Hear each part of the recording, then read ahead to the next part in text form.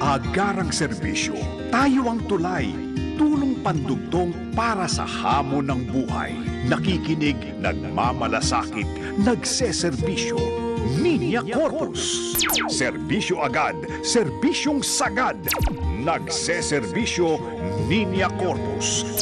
Tuwing umaga, dito lamang sa DZMM Radio Patrol 630 at DZMM Teleradyo.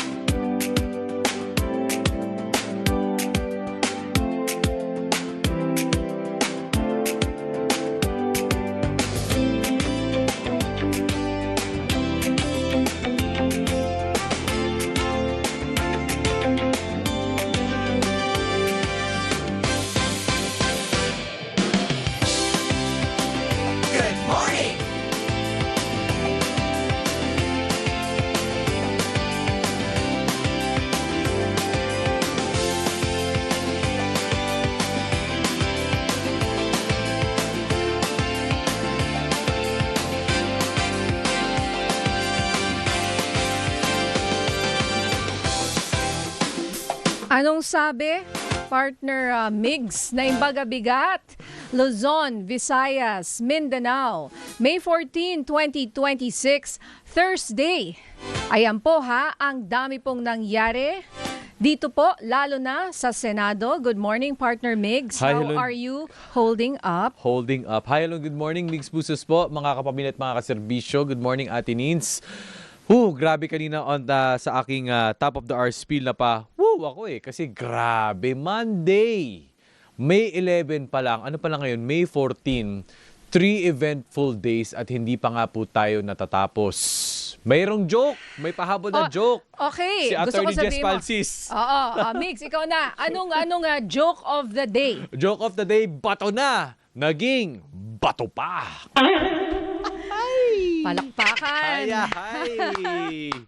Grabe. Parang hindi ka makapaniwala. Pero ayan, nangyayari. Kaya ngayon wala na hong imposible. Wala na. Alam mo, Ate Nins, kagabi, no? Kaya shoutout muna sa ating mga magigiting na journalists, sa ating mga kasamahan sa media na nasa Senate kagabi. Nung tumatagal yung oras, nag-special coverage ng mga media outlets, tapos walang definite na sagot, tumitibay yung tsorya na baka, hindi ako nagko-conclude na baka posibleng option ito na staged daw. And the best actors awards go to, ayan ha, ayan, baka gusto nyo i-text sa amin 0919-278-3000 sa Viber po yan. Pwede rin po kayong mag-comment, magbigay ng inyong opinion or sumali sa aming discussion ngayong umaga sa aming Facebook live streaming po kami sa @DZMM Radyo Patrol sa 630. At syempre, napapanood rin tayo, partner, sa PRTV Prime Media, Channel 31, sa Digital Free TV at cable provider na Signal. Okay. Meron akong pahabol dyan. Sa rock, paper, scissors, sa bato-bato picks, ang nakakatalo sa... Anong una Anong nakakatalo sa bato? Oo, actually marami. Oo. Nag-evolve na ba? Thunder, lightning, fire. Biglang nung bata ako, ano to? May kasama ba yan sa bato-bato pick? Meron kang biglang kidlat, di ba? Oo. Papel. Pero yan ang basic. Very basic. Very basic. Pero alam mo, partner, eto nga sa mga bali-balitang ito, mga putok na narinig natin sa loob ng Senado, hindi lang putok ng baril kundi multiple gunshots. Ibang klase. Oo. Ayan po, at natakot tayo kahapon, nagsisigaw yung mga tao, ganyan. Siyempre, iniisip natin yung mga kasamahan natin sa media. Ang aking kaibigan, si Zian Ambrosio, umiiyak sa TV Patrol. Zian, kumusta ka na? Text kita mamaya. Kasi kausap ko minsan si Zian. Yes, kumain Mare. Oo, hindi.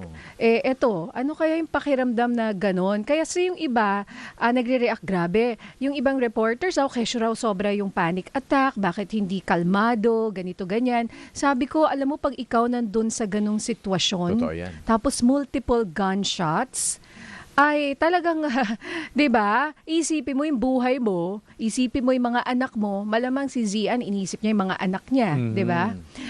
Sa mga oras na yun, tas nandun siya. Hindi ka ba mapapaiyak o mapapasigaw o magkaka-panic attack sa mga nangyayari po diyan sa Senado? Kung reporter ka at nandiyan ka, Yun na nga eh. 'di ba? Saktong-sakto kasi kagabi sa TV Patrol, pagka-lead-in ni KD, ni Karen Davila, kay Beck, kay Victoria Tulad. Pagkapasok na Victoria, kwentuhan mo naman kami. Yun, sakto. Yun na nga, tapos At 'di ba? that moment. Sumisigaw na siya. Sabi ko, Sumisigaw. ano nangyayari? Oo, grabe yung Oo. tensyon. Akala ko pa naman tahimik kasi, di ba, kaya po ako wala kahapon. Nag-graduate yung anak ko sa grade 6. Aba, Kinongratulate ko si Emily kahapon on radio. thank you. Sa lahat po ng nag-graduate dan. Lahat ng moving up, ikaw Oo. rin, Yes, moving nung up, isang si araw. Margo. At sa Oo. lahat po ng maraming nag-graduate ngayon ngayong buwan na to. Congratulations sa inyo. Pero kagahapon, si Father, syempre may homily. Yes. May mass kasi Thanksgiving, graduation. Yung pare, yung homily, naging political. Syempre yung mga bata na to, 11, 12 years old. Nako, 11. Si Father. So, ano reacts? Oo. Syempre, sabi niya sa mga magulang na nandun kahapon nung umaga na yan. Sabi niya, graduates, ask your parents, tanungin niyo sa inyong mga magulang kung anong nangyayari ngayon. Kasi may injustice, mga ganon. Tapos binasa pa niya yung CBCP statement. Oo. Na essentially nagsasabi na aksyonan itong trial. Kasi sabi niya, justice delayed, di ba? Yes. Is justice denied. Kailangan ng hustisya. At syempre, more importantly, ako bilang isang magulang, sa gitna po ng lahat ng ito, ang tanong ko, what's the truth? Nasaan ang katotohanan? Ano ba talaga yung nangyari dyan? I think the Senate really the Filipino people, kung ano ba yung mga pinagagawa niyo po dyan. Hindi ko alam kung maiiyak ka, magagalit ka, matatawa ka na lang may mga pa-joke-joke. Pero no joke po ito No joke. We want to know the truth. Yes. Oo, at kailangan po yung mga senador natin na nandyan, explain niyo po yan na mabuti sa amin. You owe it to your children as well. Yun, napaisip talaga ako, ito yung mga anak ko, paano ko explain sa akin, kunyari, 8 years old, 11 years old, nangyari dyan sa Senado. Paano ko sabihin, may mga spekulasyon na baka stage daw ito, na parang hindi malayong mangyari. Yes. Oo, kasi yun nga, no, not just the truth, but the integrity of the Filipino people as a whole. Kasi syempre, ang Senate, isa yan sa, kumbaga, matataas na bodies of government at representation po yan ng Filipino people. 'Di ba? Kapag niyanig mo na ang isa sa mga pillars ng sambayanan, ng isang gobyerno, ng isang nation, paano na lang? If hindi matibay ang pundasyon, pwedeng gumuho ang gusali.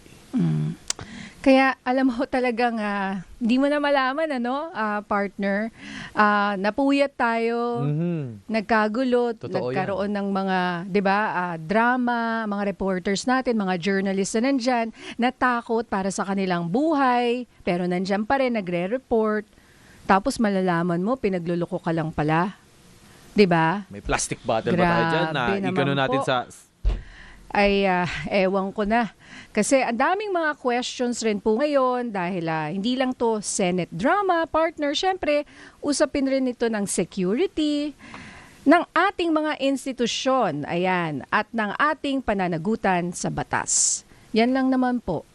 Yun lang. Panagutin ang dapat panagutin or harapin. Wala naman tayong sinasabing guilty na po kayo. Wala pa namang ganun Proseso harapin lang. nyo. Proseso Oo. sa Constitution. No one is above the law. At Ganun saka lang pag po sa nalaman mo yung kasimple. mga tinitingala mo dati, tapos ganun, And it's so ironic. nakakapanlo mo, It's so ironic that the Senate is in the, kumbaga, legislative body na dapat merong kaalaman sa batas. Magaling nga sila dun pasikot-sikot. Ayan. Kaya mapapabuntong hininga ka na lang. Kaya sa lahat po ng nag-graduate ngayon, kahit mga bata yan, kasi yun ang aking train of thought. Ano sasabihin mo sa mga anak mo? Kung Yep. ikaw ay politiko ngayon, senator ka, congressman, nasan ka? And really for the children, what is the Oo. hope now for the future? At tatandaan niya ng iyong mga anak at ng mga susunod na henerasyon. Hindi namin makakalimutan po yan. Sasabihin niyo, nakakalimot ang mga Pilipino. Hindi po, bilog ang mundo. Ayan. Kaya ang question of the day, ang layo ng question of the day. Ito talaga question of the day namin eh. Sige, partner, Depende bago ko natin sabihin. Hindi, ito talaga eh. Oo. Basahin ko na. Para Sige. sabi ko nga, life Oo. goes on. Oo. Hindi, pero relevant, Business Ate Nins. as usual. Relevant. Kasi syempre, ang ating role is public service. Diba? Pero syempre, hindi mo makakailan na itong mga current events. Pero we must fulfill our role para sa bayan. Public service, kasi mahilig ka bang tumakbo, mahilig ka ba sa sport? Question of the day, mahilig ka ba sa sports? Yeah. Share mo Yeah, na yan, 0919-278-3000. Lalo na kung mahilig ka tumakbo. Yan. Diba? Lumipad, umalis, lumayas, Oo. magkaripas sa takbo. Ako mahilig, tumakbo tayo kanina. Tumatakbo for fitness. Yes. Okay, so eto, dahil makakasama natin mamaya, magandang balita naman. Ang Quezon City po. Ayan, Oo. opisyal ng Quezon City. Ang Quezon City engineer actually. Pag-uusapan natin yung pagbukas ng Quezon City Skate Park, tennis courts at Quezon Memorial. Diyan sa Quezon Memorial Circle. So meron na po tayong parang sports, courts, complex dyan. For Oo. skating, tennis, at iba pa. Alamin po natin mamaya at magandang malaman rin natin paano nila ito ginawa para baka naman makopya ng ibang mga LGU Correct. sa buong bansa. Kasi para sa akin, partner, kulang na kulang tayo dyan. Wala tayong venue para Public. i-unleash yung iyong mga, 'di ba? Sports, love for sports. Sa probinsya, maraming tennis court. Actually. Sa Ilocos, maraming tennis court. Lumaki ako sa harap na may tennis court sa harap namin. Oo, pero ang problema ngayon, at least sa Manila, di ba, lacking eh. Metro Manila, lacking talaga ang tennis courts. Kung meron mang tennis courts, private at kailangan mo magbayad. At syempre, hindi po biro maglaro ng tennis ha. Bukod sa matututo ka, skill-based yan, may gastos din po. So malaking bagay na meron po tayong public tennis courts para syempre ma-enjoy ng mga Pilipino.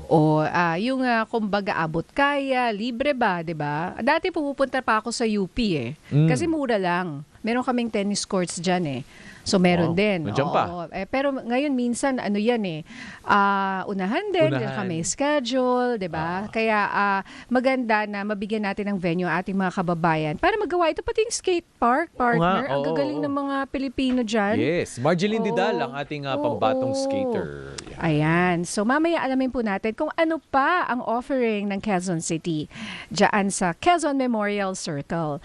And partner, meron rin po tayong makakasama sa Doktor Serbisyo. Ito po ay tungkol sa sakit na epilepsy. Partner, so alamin po natin kung ano itong sakit na ito at alamin natin kung ano ang treatment. And baka may kakilala po kayo, kayo mismo ay may experience sa sakit na epilepsy, ay mag-join in rin po kayo sa aming discussion. 0919-278-3000 sa Viber po yan. Syempre, YouTube and Facebook pa rin. Okay, ang oras po natin, 11:19 ng umaga. Magbabalik po ang nagseserbisyo, Niña Corpus at Migs Bustos.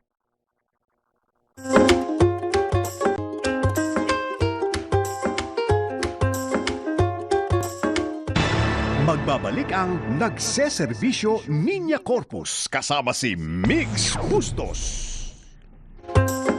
Radyo Patrol 630.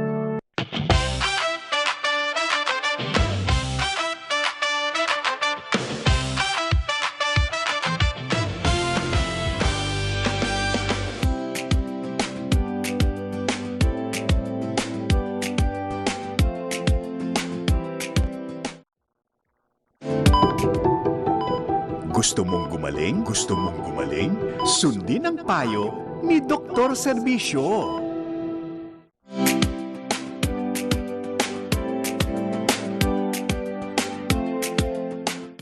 Kasama po natin ngayon sa Doktor Serbisyo, walang iba kundi si Doc Angie Geronimo Felipe. Siya po ang presidente ng Philippine League Against Epilepsy. Magandang umaga po, Doc Angie. Good morning po. Thank you very much po sa invitation. Okay. Thank you, Doc. Ngayong umaga pag-uusapan po natin ang sakit nga na epilepsy. So, Doktora, ano po ba ang sakit na ito? Okay. So, ang epilepsy po ay kailangan po nating i-separate sa term po na seizure para hindi po tayo nalilito. No, ang seizure po kasi in general, yan po yung mga nakikita ko natin na simptomas na nangingisay. So, yan po yung naninigas, nagtutulala. Pwede din na kalahati lang ng katawan, pwede po itong naninigas or pumipitik. Ngunit pag sinabi pong epilepsy, ito po ay yung condition na po. So ito po ay isang central nervous system na disorder kung saan po yung kuryente po ng utak tumataas po yung voltage kasi lahat naman tayo may brain waves, 'di ba? Ang problema lang sumusobra. Kaya ang nagiging manifestation po nito ay yung seizure. Yes. Yung dahilan po niya magkakaiba ho kasi. So depende po 'yan sa age group. Meron po, 'di ba, may mga matatanda na magugulat ka, nagsimula po yung seizure. Meron naman po yung mga kapapanganak lang or mga elementary students, 'yan. So bawat simptomas po, iba-iba po yung pwedeng panggalingan niya. So, Doc, ito po bang epilepsy is unang-una, namamana po ba ito?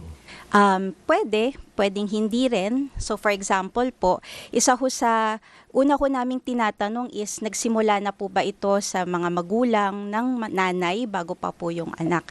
Pwede din po kasing nagkaroon po ng genetic disorder na nagsimula lang po sa bata, no? For example po, recently may isa po akong newborn baby na umpisa pa lang po, pagkalabas pa lang po ng delivery room, nagsi-seizure na ho siya. So nagtaka ho kami kung bakit. And then eventually po, na-work up po siya. Mukhang meron po siyang deficiency po sa vitamin B, no, isang genetic disorder. So wino-work up po siya for that. So iba-iba po yung dahilan, kaya ang hirap din pong i-point out kaagad na namana. Kasi di ba, Doc, ang vitamin B, connected yan to address the nerves. Yes. And then eventually, connected siya sa brain. Yes po. Yes, oo. So, ganun lang. So, anong common causes ni Doc? At least sa mga young adults to adults. Okay, so kunyari po sa pedya, no, ang una po talaga namin pong tinatanong is mula ho sa pagbubuntis ng nanay, meron po bang naging komplikasyon? Kasi as you know po, yung first trimester po, yung pinaka-critical, no? So kunwari, hindi po medyo napagplanuhan ng pagbubuntis, hindi nakapag-folic acid si mommy, let's say, wag naman sana nanigarilyo or uminom ng alak, agad po maapektuhan po kasi ang utak. Maari din po during po ng pagle-labor, natagalan po siya, yung manner of delivery, nakalunok po ba ng dumi. So sa mga bata yun po, no? So sa mga gitnang part po ay pwede pong nagkaroon dati ng history po ng head trauma mula ho sa aksidente. Syempre po, bukol, meningitis, sa mga na-stroke, yan po yung mga pwedeng pagmulan ho. Okay. Go, Oo. Ate Nins. So, Doktora, sa makatuwid, sinasabi nyo, iba-iba ang maaaring pinanggalingan ng sakit na epilepsy.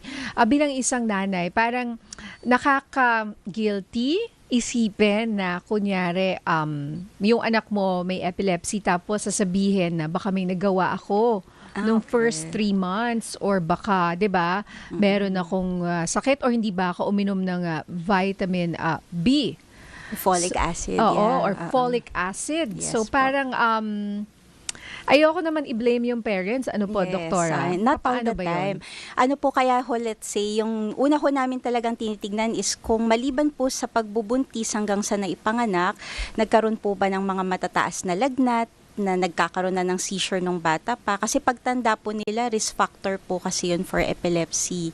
O kaya naman, tulad ho ng sinabi ko kanina, what if na-aksidente ho? No? So yung mga head trauma, pwede po yan pagmulan. Oo. Pero alam mo, hindi mo rin masasabi. Minsan na ginawa mo na ang lahat. 'Di ba? Pero and then may epilepsy yung anak mo or kung ano man na illness pag labas niya. So what you can do now is moving forward, no?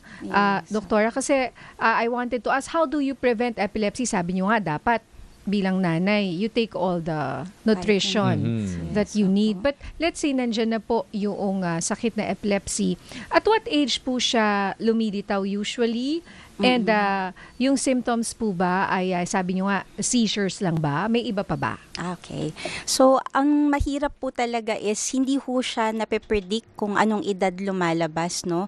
For example po, magugulat po kami nasa high school na. Tapos pag binalikan po namin yung history po ng mula ho sa kanyang birth up until the time na siya po ay lumalaki, no, yun yung mga napo-point out na pwedeng risk factors, no.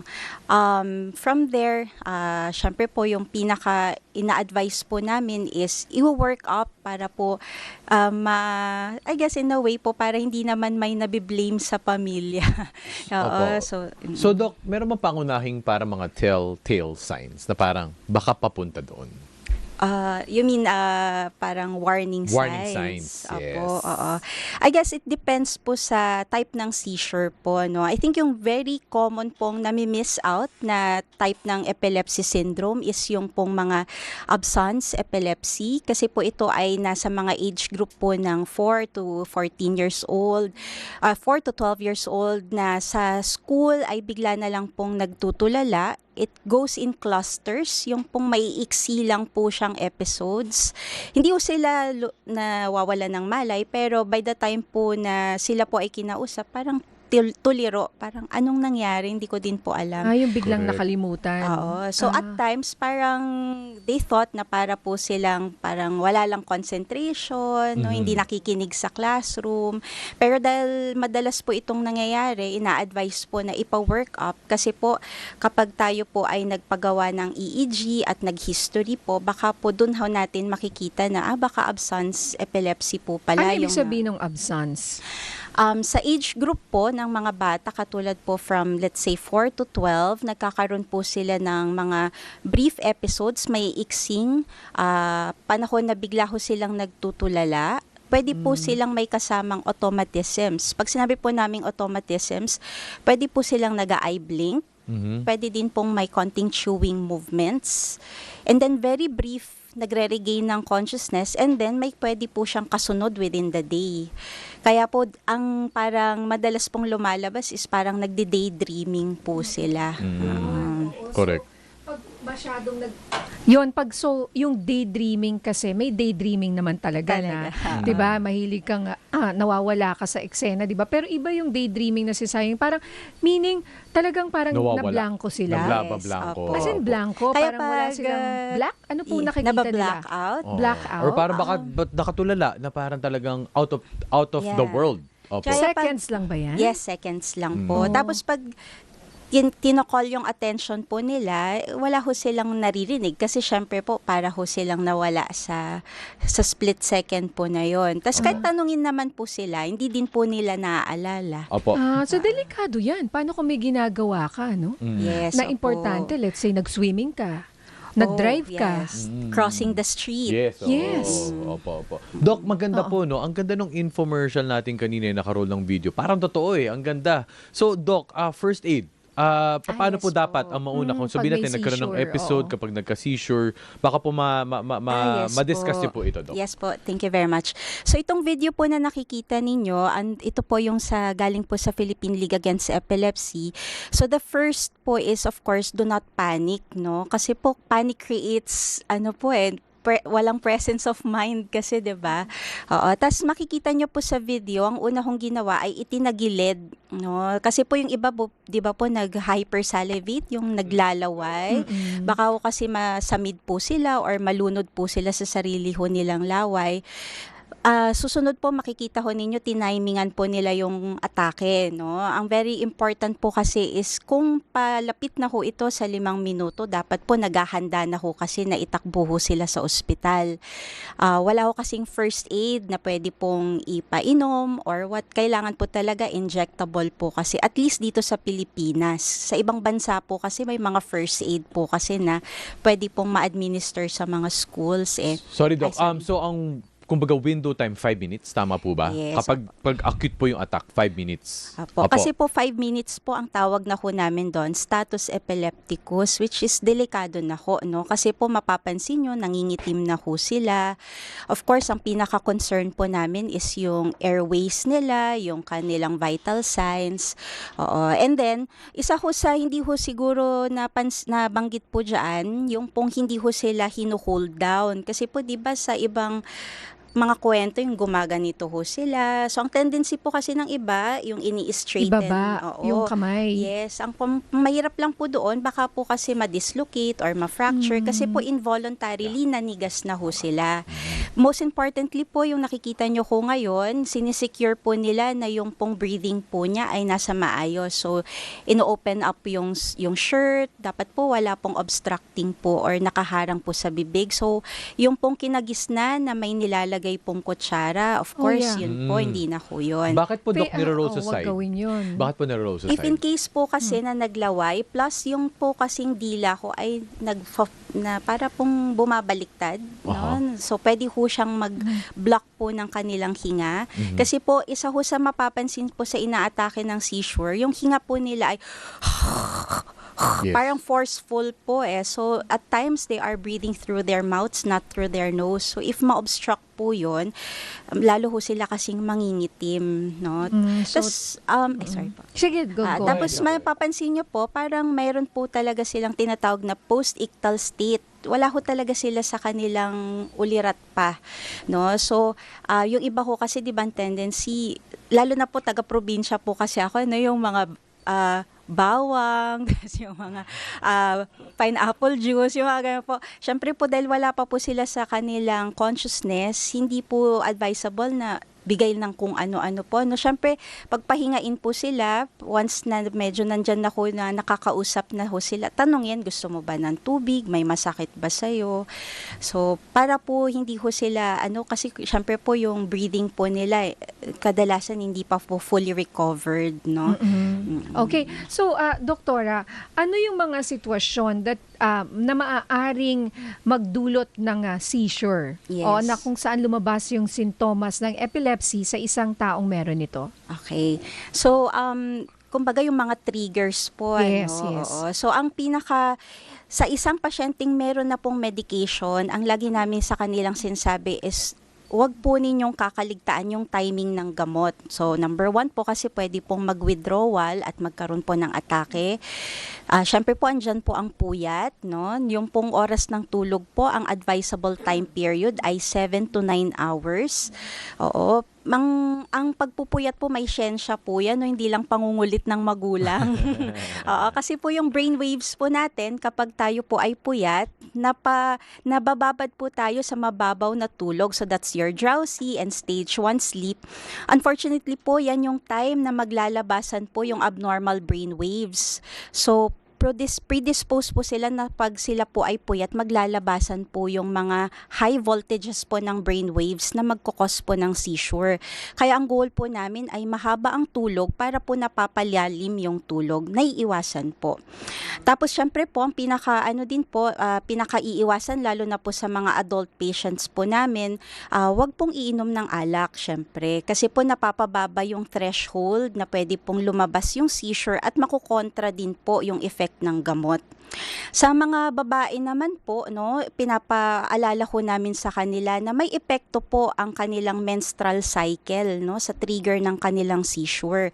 Meron po kaming tinatawag na catamenial epilepsy, kung saan po bago, during, or right after po ng kanilang menstrual cycle ay pwede pong magkaroon ng pagdami ng atake po nila. May kinalaman po ito sa taas po ng estrogen po sa kanilang katawan. So, okay. yun po yung mga madalas po naming ina-advise. Yung madilim daw, tas maraming ilaw. Yes, opo. Isa pa yun. Correct, opo.